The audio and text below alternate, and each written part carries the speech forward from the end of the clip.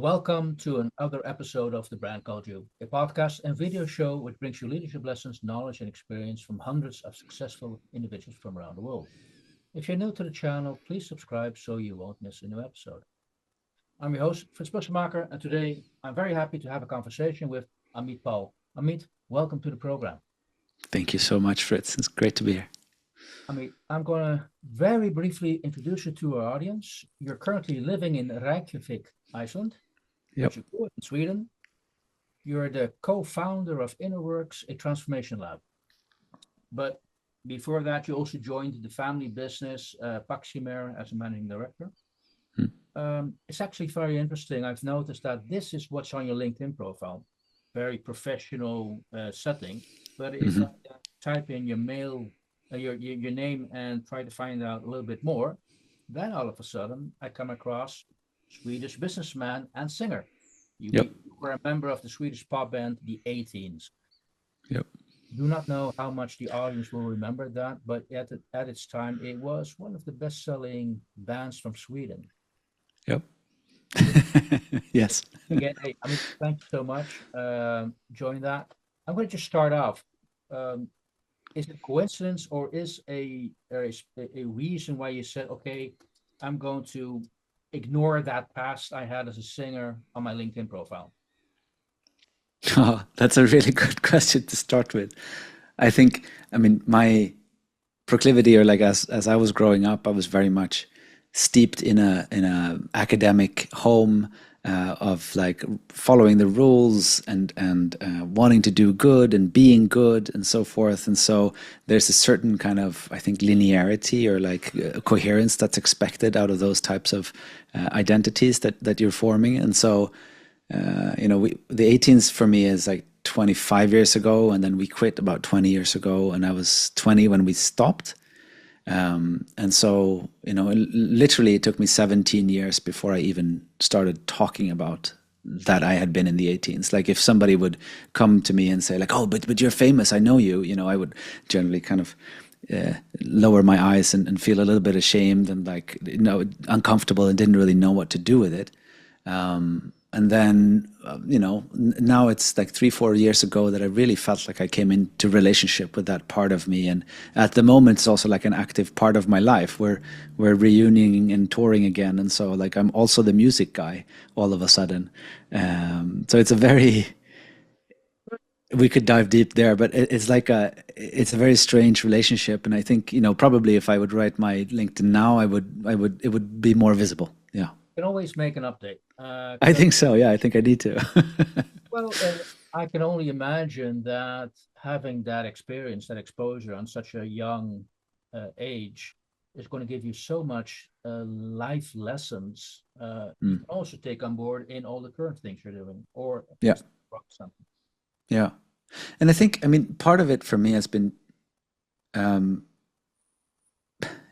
it's funny that we're on the podcast called A Brand Called You, because it's like there is a little bit of sort of brand management in that. And as a young business trained managing director or CEO of a chemicals company, I needed to have a certain seriousness or something like that. And because I didn't have, so I would always make sure that I had a beard or like I look young. And so there was like a notion of like, okay, I need to kind of prove a little bit like the gravity of this. Like I need to have a reputation or like some sort of image of seriousness. And then that was hard to marry together with this pop star past or so. Like the conversation becomes slightly different. And to some degree, I think some of the men in suits would be a little bit disregarding of that type of past.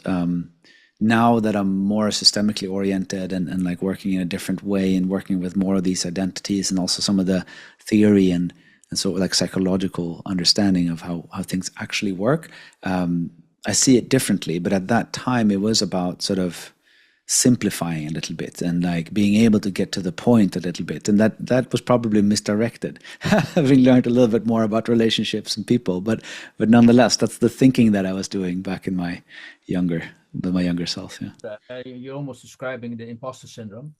Yes, that's it. But also you've mentioned something very interesting that okay, as a very young person coming out of a musical career, which at the time was huge at the time, Yeah. um, then how did you um, come to be the managing director of a chemical company? Because that is quite a leap. Yes. And so, to some extent, I do understand those people in businesses asking, who's this guy coming in? Yeah. And that's not what we need. Or, Exactly. So I mean, and that was part of it too. Like in this context, it was the family business. So there's also like not a suspicion of, but like a possibility of like, oh, we just got this because of the family or whatever.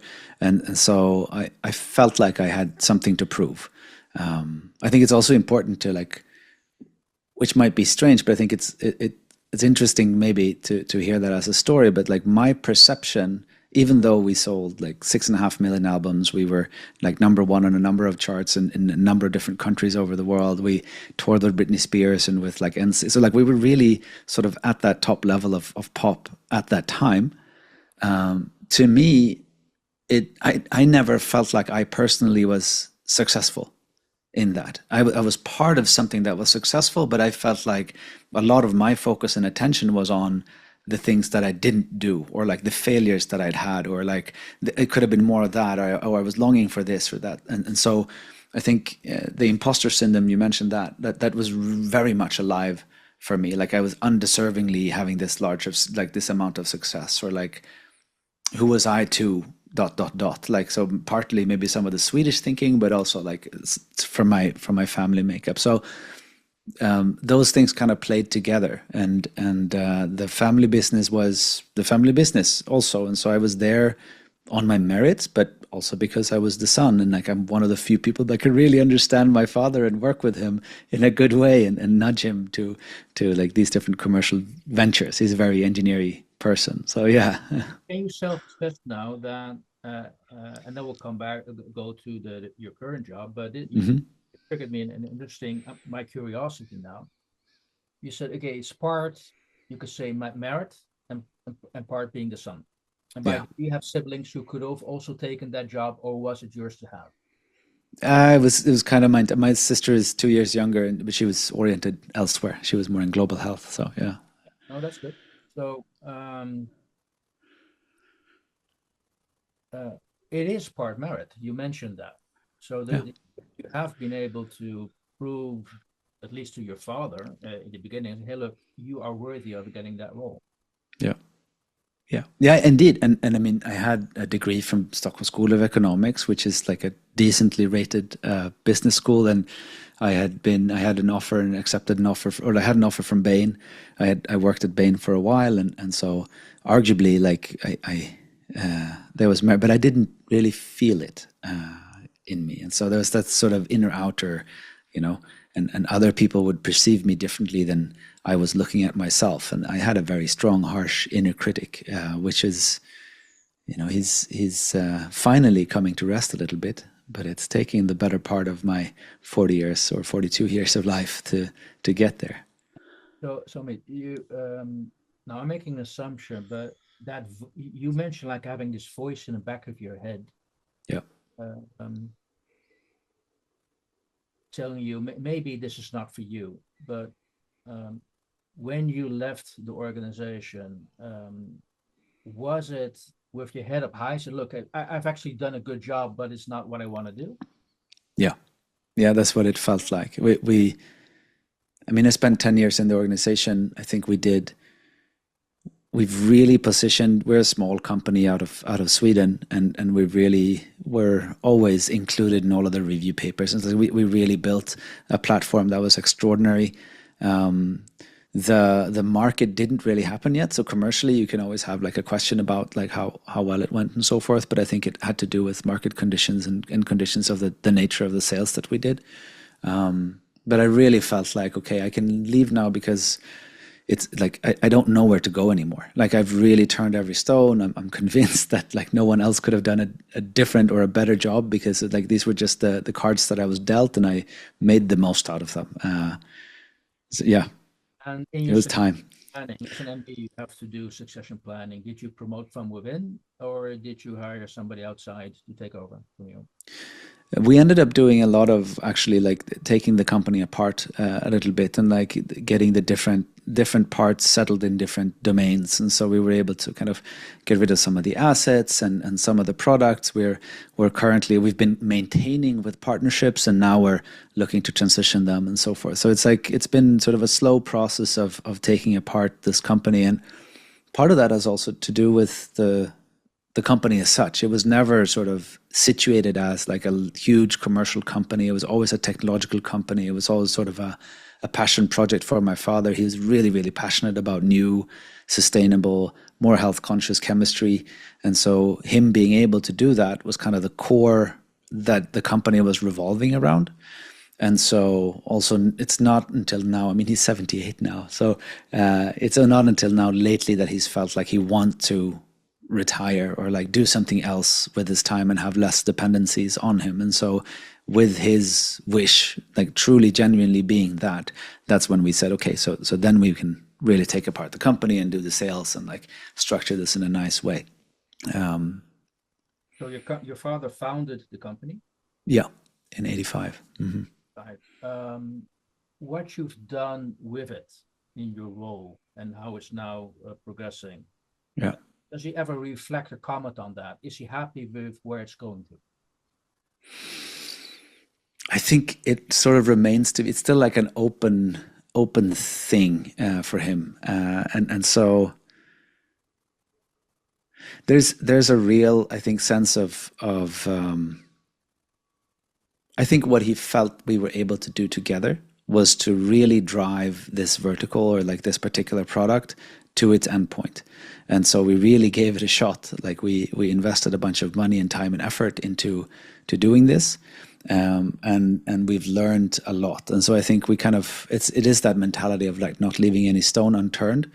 And interestingly, like there are these like strange possibilities still, and so like the product is still active, it's still being sold in the market and so forth. It's just not the volumes that we were hoping to achieve. It didn't sort of break the case, but we've really shifted the whole discourse, and we've been part of, I should say, shifting the whole discourse and dialogue around flame retardants and a lot of these topics that we have introduced in terms of like how we should think about safety, what are the principles for like which chemicals we should or shouldn't use, how should we think about the systems, like sort of this notion that we would use like a cocktail of chemicals or like a number of different things that are more benign or like that doesn't have health influences to achieve a particular goal. Like these are all things that we were pioneering, and now it's like everybody's doing that in one way or another. So it's really interesting to kind of think about it in this particular way. And we're so, as a business guy, I'm so prone to thinking about it or dismissing something just based on the commercial success. But in terms of what the actual purpose was, in terms of shifting a mindset and shifting a technology space, we've really been a big contributor to that globally. It's fun to say that. That's actually, I appreciate that to have the time to reflect on it because it fills me with a certain sense of pride. Very much. Yeah.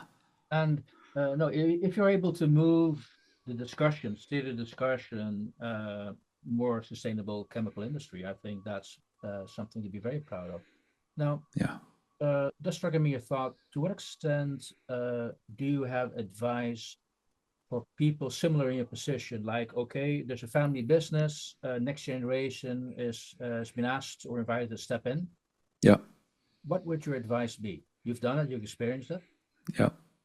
Oh, advice is always tricky, but I think one of the things that I've really learned is to explore your family stories and be very clear about which sort of habitual patterns are there in your family. Like what are the stories that your family hold that you feel is completely natural, and how does that match with the outside world?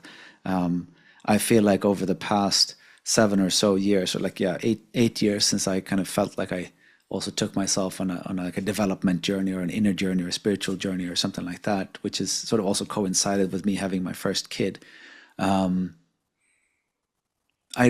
I really began to realize that a lot of the stuff that we had been doing was maybe in the category of river pushing. Like instead of working with the flow of things, we were really kind of trying to prove something or trying to prove that something, and that was like very much embedded in our family dynamics. And I think we could have made it a lot easier for ourselves to be a little bit more strategic, a little bit more working with the flow of things and like being a little bit more conventional, and like really kind of making clear to each other what the project was.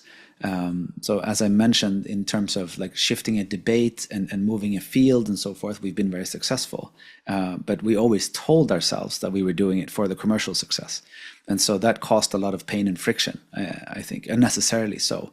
But if we would have framed it as like we wanted to shift this field, we wanted to show something else was possible, we wanted to bring this sort of radical technology into this field and make it, commercial to some degree, that would have been maybe an easier journey because it would have been more aligned with what we were actually doing. And that's a hard thing when you work with family. If you work with a company, whoever, then you might have a little bit more distance between yourself and the company, and you can see it more objectively. With the family, it's very relationally entangled, I would say. See, that's what I was asking about is maybe you already answered that question, or at least partly, is what are the things to watch out for when Yeah. next generation enter the family business? Yeah. I think to really look at like what are the unspoken stories in your family that are different from the world. It doesn't have to mean that you don't want to step into that anyways, but to be at least very clear for yourself that like whatever patterns you had from your childhood, whatever patterns or things that you have and can and cannot speak to with your parents, or whoever you're working with in the family, those are going to be there. And it's going to be turned up to 15, but it's going to be dressed up in professional language. It's going to be very hard to like get to the bottom of it unless you set a habit to start with, and really have that reflection time to work with those multiple dynamics and multiple layers of reality that are going on at the same time. Yeah, that's actually good advice because you're still stepping into a business with all the business dynamic, but you have that Yeah, added complexity because it's also family. yeah, Uh, so it's almost like entering something 24/7. yeah. And one of the most sort of helpful perspectives that I've found is this sort of relational worldview perspective. I mean, there's a story about us as individuals, as coherent, whole individuals that are well put together. That's sort of the conventional story of who you are or who I am. But then in other psychology, like, inspired by, let's say, internal family systems or like an emerging type of psychology, then a lot of what they're talking about is like what you are able to do is who you are with. Like who we are surrounded by is going to define what we can do. And so to really, regardless of how many degrees you have, how competent you are, how whatever,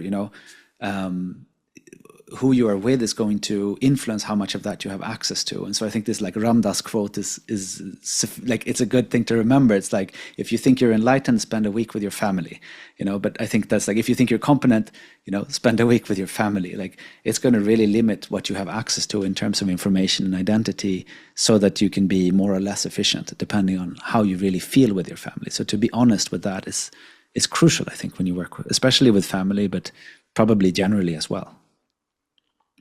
Very good advice. Now, I want to come back to that voice in your head which told you, hey, maybe it's time to move on. Yeah. What did that voice really tell you? And how did you move on? So, I mean, thankfully, what the good thing with our family is that we had a very explicit dialogue early on about like, this is what success looks like. If we don't reach success, then we expect you to da da da da da da da da. So like I had a very clear list of things that I had to do to be able to kind of leave with a good conscience. So that was actually great. And it had to do with when I had kids, or when we had kids, my wife and I, then I started to realize that some of the patterns and habits that I had weren't very constructive, and they were causing myself and people around me a lot of suffering. And is that sort of at the same time that I had this realization with what we were doing with the product that we were designing, that okay, we are greener, cheaper, and higher performing. and people are still not buying. Like there's something else here. So like it really launched me into a deep exploration of like, how does it work? How does the world work? And when I started looking in that bucket, I found one that I love that inquiry. Like I can endlessly dive into all like bunch of nerdy stuff around systems and like, I mean, any level, but like if I can understand how something works, that really gives me a lot of like, it fuels me in a really cool way. And so also realizing that what I was about was, even though I had seen the flame retardants as an important part of a whole, and I could draw a lot of learnings, an incredible amount of learnings from having done it hands-on and like for such a long time. I was more oriented towards the systemic stuff. And I think where my energy was around like how does systems transform? Like how can we work with new paradigms? Like what are the types of things that we can do to actually allow people to do differently? I mean, all these things that we hear about, mental health crises, climate crises, biodiversity crises, geopolitical crises, whatever, like all of these things, I saw like, there's so many things that seem to be broken. Like it doesn't really add up. And then in those studies of like, how does it work? I found these like systemic perspectives of like everything is connected. It's actually like very simple underlying mechanics or drivers that are landing us in these outcomes again and again and again. And so I got very much pulled into like, can we do something about that? Can we create new habits? Can we? And so it was both this notion that this wasn't working, and then it wasn't enough. Sort of, I wanted to have a bigger inquiry. I wanted more complexity, and then finding this sort of passion of mine for like understanding the underlying dynamics of things. And from the entrepreneurial journey, I knew that theoretical understanding is nice, but usually theory doesn't hold. And so like, unless I could practice and start moving things in this vein, then it wouldn't be. So that's kind of where we are now with the Innrwrks, which is a transformation lab. It's like this vehicle for us to test different assumptions on different ideas. And so we're building a tech startup. We're doing consultancy on strategic and like advisory and stuff like that. Also financial, working with innovation systems and things like that to see like actually we have this like nice little triangle, I think, which really points to like what we believe in. It's like relax, repurpose, and remember. And so we're like, so if we can relax the assumptions that we can know everything or like figure everything out and so forth, and just kind of get in contact with the world a little bit more, like really be in touch with it. If we can repurpose, like I initially started with my mind like, oh, everything should be new. I just reinvent everything. That's very hard. And then the more I studied things that were already there to reinvent it, I was like, well, there's a lot of good stuff here. Like there are a lot of good financial tools. There are a lot of smart thoughts that people have thought about, like when they invest in companies or create credit default swaps or, technologies, whatever it might be. So what happens if we just put them in different relationship to the world? And then like, remember also to like have that longer timeline and like really look at like, what's the project here? Of course, it's important to have these short-term things so that you can pay your bills and, send your kids to school and live in this world. But like, how do we kind of put ourselves in relationship to a larger whole again and start working with something which is beyond my lifetime? Like, what is this process of contributing to humanity or the world or a planet or something like that? Like, what does that look like? So yeah. By the way, I do recognize that interest. Mm. But then also the question behind that is, what's the market for systemic change?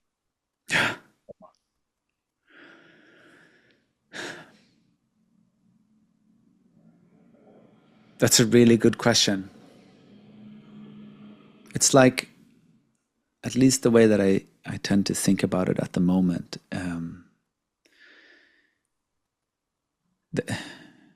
so it's almost like there's this guy called Ian McGilchrist who does a lot of research on the different hemispheres. And he has this sort of beautiful image about the master and the emissary.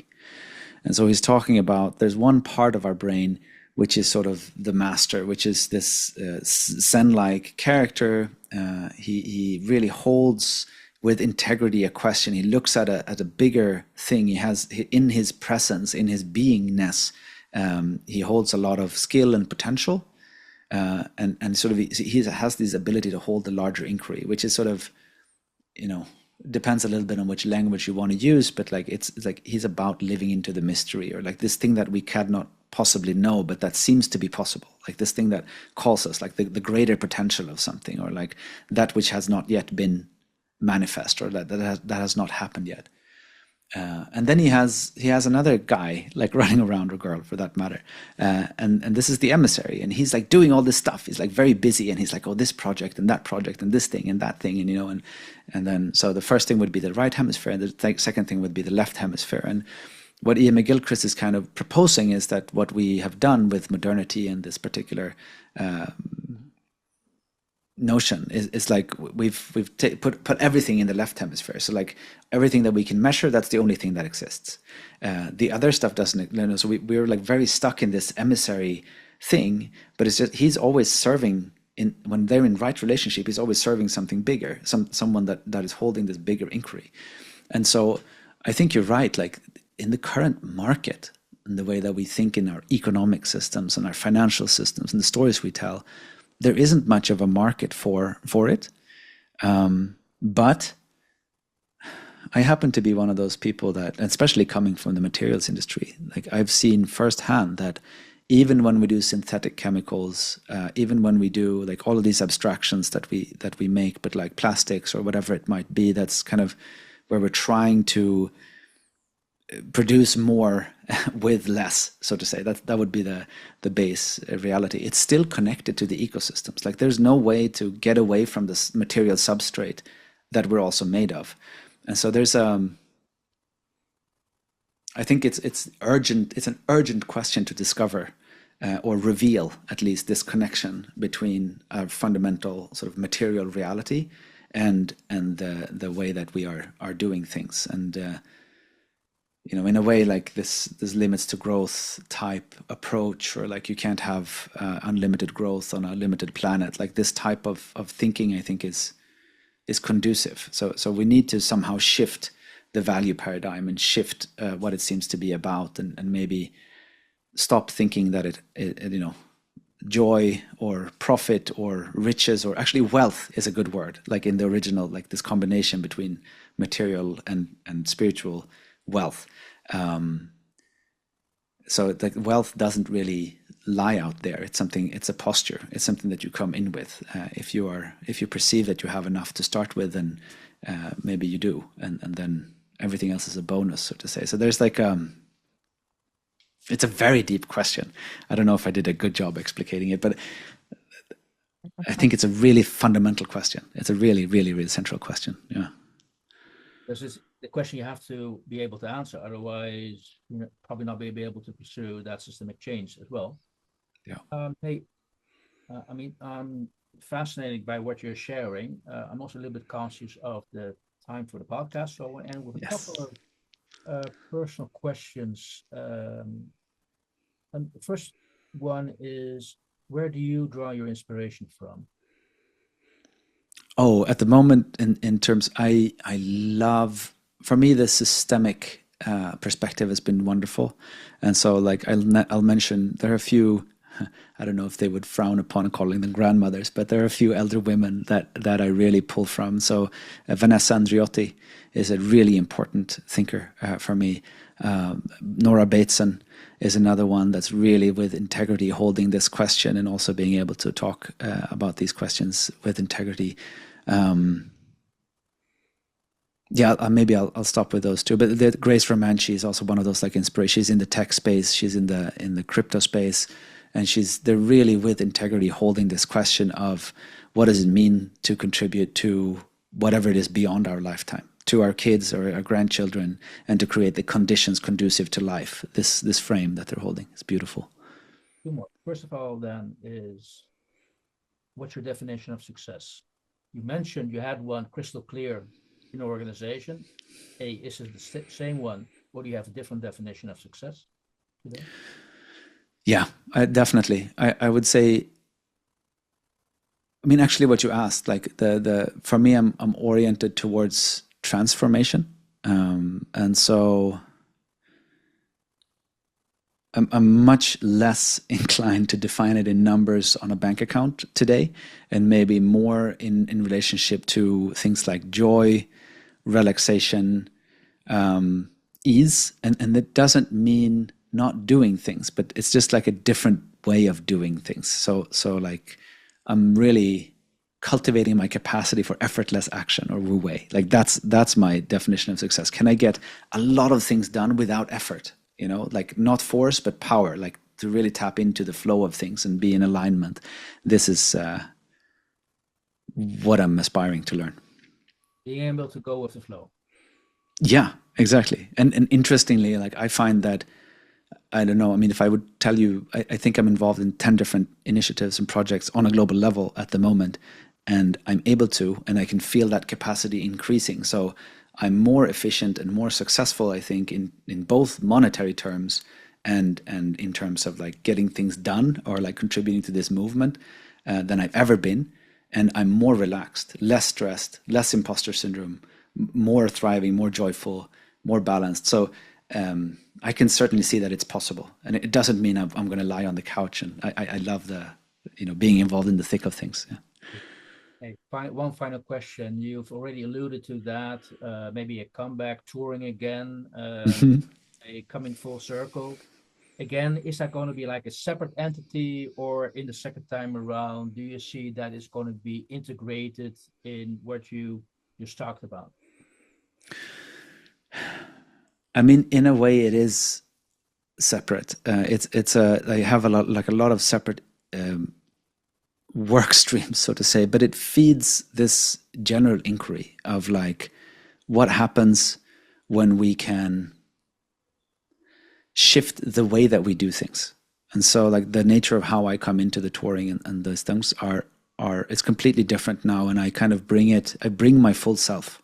So the systemic thinker and doer and whatever transformation agent or whatever, I don't know exactly how to label myself these days.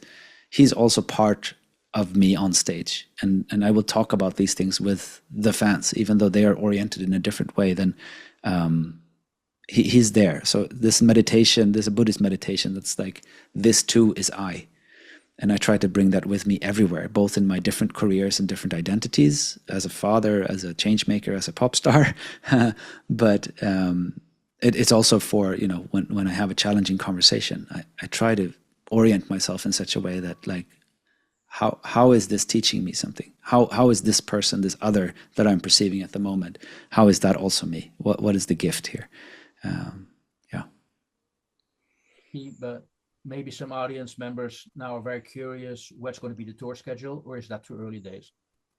No, we have actually for 2025, we have a set date. So at least as far as we know now, the 31st of May will be in London, in Mighty Hoopla, as the festival called. And then we are doing 3 dates in Norway with like a 90s festival thing in August. We're also, it's probably not confirmed. There's going to be a show in Stockholm, which is not yet published. And then we are doing a festival in Madrid in September. So it's kind of scattered, but it's going to be very fun. And then we're looking now at also adding South American dates back in 2026. So it's exciting. That does sound exciting, and it's also great to see you coming full circle, and you give us such a couple of very great insights, Amit, from your own experience in being part of a family business, starting your own organization, being a pop star. It's all you, and it's part of your identity. And I want to thank you for sharing your identity with us. Thank you so much. Thank you so much, Fritz. I really appreciate this. Thank you for listening to the brand called You videocast and podcast, a platform that brings you knowledge, experience, and wisdom of hundreds of successful individuals from around the world. Do visit our website www.tbcy.in to watch and listen to the stories of many more individuals.